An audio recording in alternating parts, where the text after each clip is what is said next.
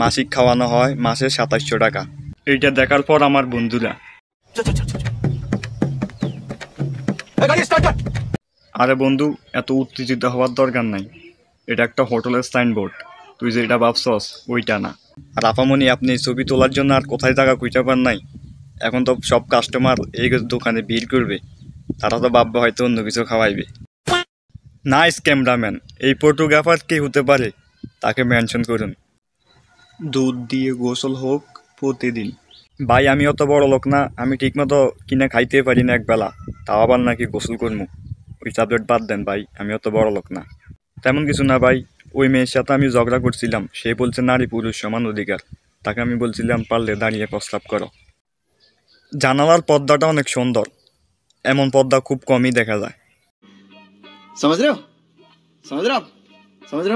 তাই তো বলি দেশে এত সিঙ্গল পোলাপান কেন?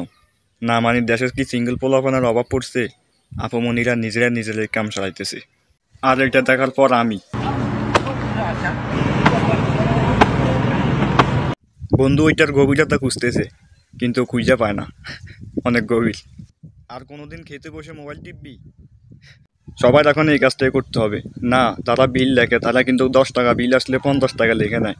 তো সে যদি সত্যিকারে আল্লাহকে ভয় করে তাহলে কখনো আর বিল বেশি লিখবে না।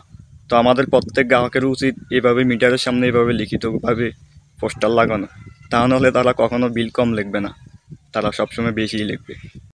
চুড়িগুলো অনেক সুন্দর। তো কেমন ছিল আজকের স্ক্রিনশটগুলো?